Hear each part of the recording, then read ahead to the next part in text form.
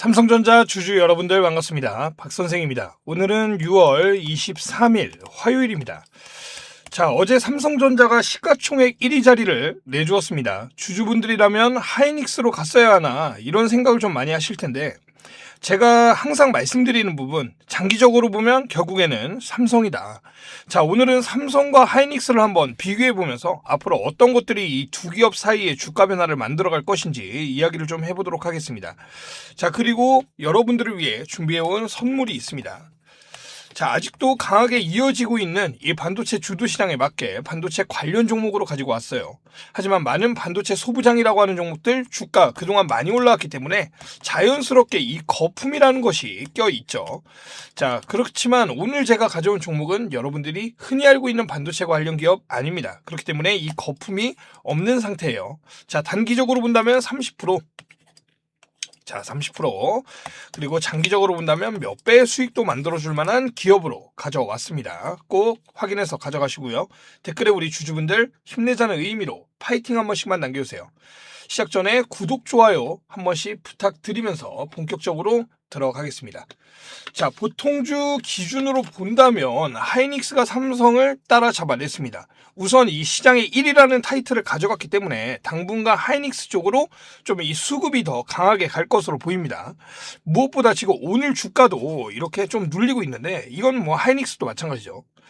자, 지금 이 시장에서 하이닉스가 더 빠른 주가 상승을 그동안 보여줬던 이유를 일단 한번 확인해 보면 두 가지가 있어요. 첫 번째로는 이 메모리 반도체, 특히 단가가 비싼 이 HBM 시장에서 이 하이닉스가 더 많은 공급량을 보여주고 있기 때문에 이 ROE가 그동안 수직 상승해 왔습니다. 그에 비하면 삼성은 어떤가요? 막대한 자본이 들어가는 이 파운드리 부문에서 수년째 적자가 이어지고 있었고 거기다가 뭐 스마트폰이라던가 가전 같은 마진율이 상대적으로 낮은 다양한 사업부들이 섞여 있죠. 자, 전체적인 자본 효율성 측면에서는 하이닉스에 당장 밀리는 게 사실입니다.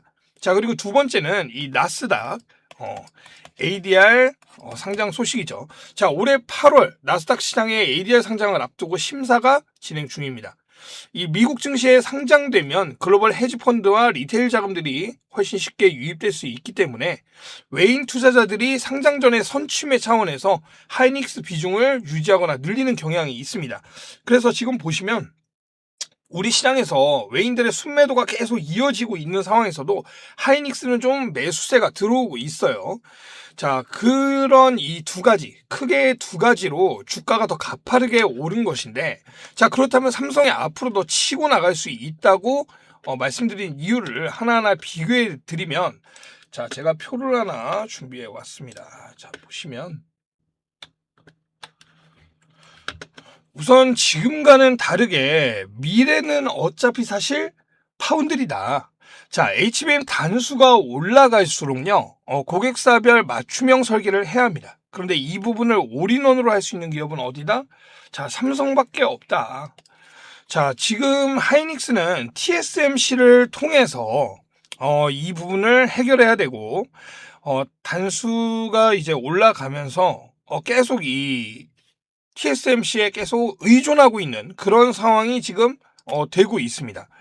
자, 또한 삼성은 이 상황 속에서 TSMC에도 또 손을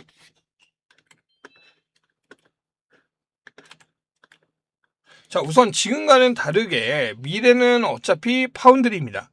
자, HBM 단수가 올라갈수록 고객사별 맞춤형 설계를 해야 돼요. 자, 이 맞춤형 설계를 해야 되는데 자, 그런데 이 부분을 올인원으로 할 수 있는 기업은 어디다? 자, 삼성전자밖에 없다. 자, 하이닉스는 TSMC를 통해서 이를 해결해야 되는 상황이고요. 극단적인 이 수익성, ROE를 삼성에게 내줄 수밖에 없다라는 겁니다. 이 TSMC의 의존형 구조가 결국 이 독점 체제를 무너지게 만드는 이유도 될 수 있다라는 거예요. 자, 그러면서 HBM4 시장에 대한 선점을 어떻게 했죠? 해냈다라는 거예요. 자, 이 시장 선점을 해냈다라는 건데 출시 후 130일 만에 매출 10억 달러를 돌파하면서 HBM3 시장에서 하이닉스에게 밀렸던 이 시장 점유율을 HBM4에 들어서 결과적으로 주도해 나가고 있다라는 겁니다. 자, 또한 하이닉스가 이 엔비디아에 목매는 지금 상황. 자, 지금 글로벌 고객사 보면 이 하이닉스 같은 경우에는 엔비디아에 의존하고 있는 게 현 상황입니다. 자, 그런데 삼성은 아니죠. 자, 지금 AMD뿐만 아니라 지금 최근에는 뭐 오픈 AI, 자, 이쪽으로도 대형 제팟을 터뜨렸죠. 자, 그래서 다양한 빅테크 다변화가 가능하다는 겁니다, 지금.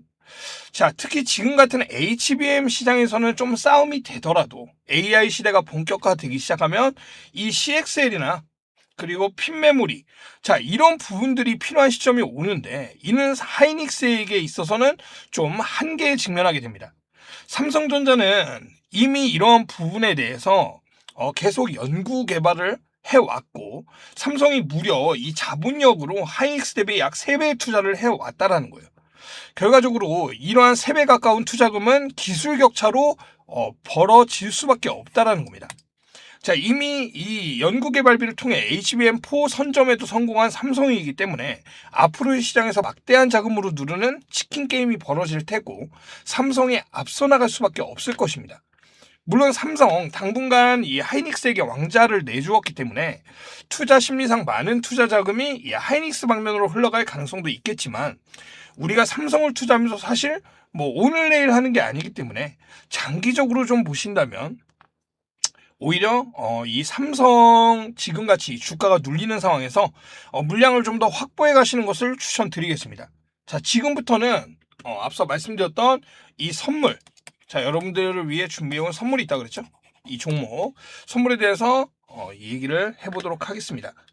오늘도 다양한 이야기를 영상을 통해 전해드렸는데요.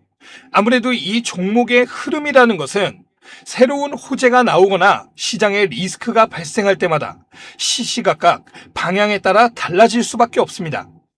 그렇기 때문에 앞으로도 추가적인 소식들이 나오는 대로 누구보다 빠르게 정리해서 전달을 드리도록 하겠습니다. 그리고 이런 빠른 소식들, 새롭게 나온 이슈들이 호재인지 악재인지까지 방송에서 말씀드리기 전에 조금 더 빠르게 받아보실 수도 있습니다. 제가 운영하고 있는 소통방에서 나가는 내용 그대로 동일하게 받아볼 수 있는데요. 화면에 보이시는 010-8385-3655번으로 문자 2글자 행복이라고만 보내주세요. 보내주시면 여러분들이 관심 있게 보고 계신 종목들의 빠른 소식과 정리 자료들까지 함께 보내드리고 있습니다. 참고로 종목 진단을 문자로 동일하게 요청하시는 분들이 계신데요. 종목 진단의 경우 유튜브 고정 댓글에 있는 링크로 남겨주시면 장 마감 이후 제가 일괄적으로 확인해서 답변 드리고 있습니다. 문자로는 행복 딱 2글자만 부탁을 드리겠습니다. 다르게 보내주시면 제가 체크가 어렵기 때문에 딱 행복 이렇게만 보내주셔야 합니다. 그리고 지금부터는 제가 영상 초반에 말씀드렸던 이 선물에 대해서 여러분들께 오픈을 해드리도록 하겠습니다. 당연히 무료로 공개해 드릴 거고요. 꼭 매수하실 그럴 필요도 없습니다. 오히려 여러분들은 이 종목을 통해서 박 선생이라는 사람이 정말 시장을 읽고 있는 사람인지 아닌지부터 확인해 보셨으면 좋겠습니다. 그게 여러분들이 앞으로 저를 믿고 같이 가는데 훨씬 중요한 기준이 될 수 있다고 생각합니다. 제가 오늘 가져온 종목은 반도체 관련 기업입니다. 그런데 우리가 흔히 알고 있는 반도체 소부장 기업은 아닙니다. 최근 시장을 보시면 아시겠지만 많은 반도체 소부장 기업들이 이미 크게 올라온 뒤 조정을 받으면서 회복하지 못하는 그러한 흐름들을 보여주는 종목들이 상당히 많습니다. 왜냐하면 이미 많은 개인 투자자들의 자금이 몰려있기 때문입니다. 하지만 오늘 가져온 기업은 조금 다릅니다. 아직까지는 외인들과 기관들의 매수세가 먼저 시작된 상태입니다. 제가 오늘 말씀드릴 기업은 바로 반도체 운송 관련 기업입니다. 여러분, 반도체가 대한민국의 경제를 이끄는 핵심 산업이라는 건 그 누구도 모르지 않으실 겁니다. 최근 기준 우리나라 수출에서 반도체가 차지하는 비중이 무려 40%가 넘어가고 있습니다. 그런데 의외로 사람들이 잘 모르는 영역이 하나 있습니다. 바로 운송입니다. 반도체는 일반 택배처럼 아무 박스에 담아서 보낼 수 있는 그러한 상품이 아닙니다. 엄청난 비용과 기술력이 들어가는 만큼 굉장히 예민한 상품이죠. 온도와 습도, 그리고 충격과 마찰 같은 아주 작은 변수 하나에도 제품 전체가 폐기될 수도 있습니다. 그렇기 때문에 운송에도 굉장히 높은 수준의 전문 기술력을 필요로 하고 있습니다. 그런데 이 시장을 오랫동안 일본 기업들이 사실상 독점해 왔습니다. 마치 반도체 소재 분야에서 일본 기업들이 강세를 보였던 것과 같은 비슷한 구조라고 보시면 됩니다. 그런데 오늘 제가 가져온 기업은 바로 이 일본 독점 기술을 자체적으로 개발하는 데 성공했습니다. 오랜 연구개발 비용 때문에 적자가 이어져 왔지만 2026년 2분기부터 본격적인 흑자 전환 기대감을 만들고 있는 상황입니다. 그러면서 최근 외인들과 기관들의 매수세 역시 함께 들어오기 시작했습니다. 더 중요한 것은 바로 앞으로입니다.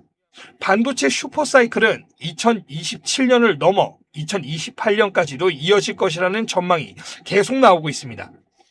삼성과 하이닉스 역시 신공장 증설과 생산량 확대를 진행하고 있죠.